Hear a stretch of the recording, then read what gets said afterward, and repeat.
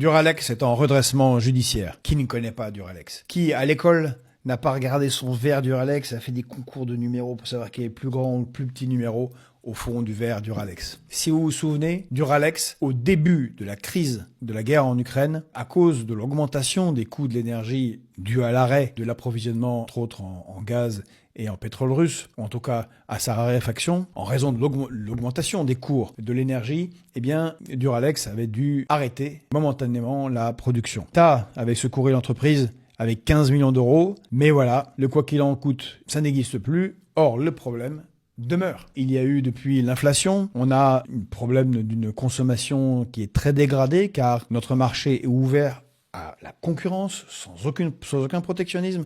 Donc c'est le libre-échange total, et Duralex, comme beaucoup d'autres entreprises, se font concurrencer, entre autres par des entreprises asiatiques. Et c'est maintenant 230 salariés qui sont au risque de perdre leur emploi, et la France de perdre une entreprise qui compte dans le cœur des Français, et de perdre avec elle un certain nombre de savoir-faire. Nous avions ici déjà parlé depuis longtemps, il y a déjà 2 ans, de Duralex, et les raisons de cette tragédie qui est en train de se profiler, eh bien nous les avions déjà identifiées. L'impact du marché européen de l'électricité, les sanctions sur l'énergie et les hydrocarbures russes, de facto l'augmentation à cause des règles européennes et des sanctions, des cours du gaz, du pétrole et de l'électricité, puisque l'électricité est absurdement indexée sur le gaz. Tout cela fait que nos entreprises ne sont plus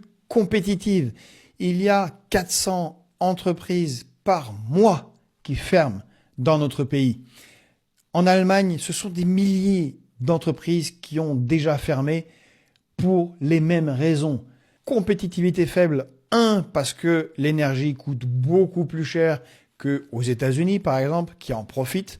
2, libre-échange. Aux États-Unis, qu'est-ce qu'ils font? Eh ben, ils ont de l'énergie bon marché. Eux, ils s'en fichent. Ils continuent à acheter de l'uranium à la Russie, par exemple. Et ils proposent des subventions aux entreprises européennes qui viendraient s'installer chez eux. Quelle formidable arnaque que toute cette affaire. Quelle formidable et tragique destruction supplémentaire de nos entreprises.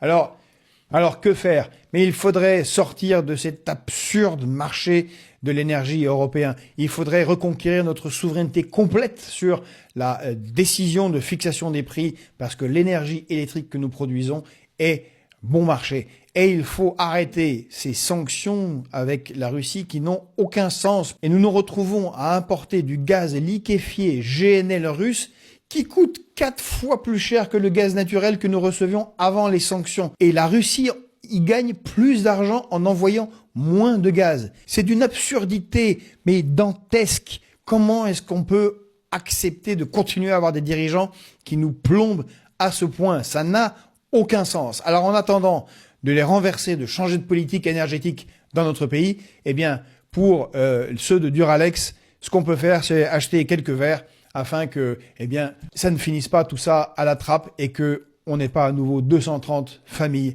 dans le désespoir.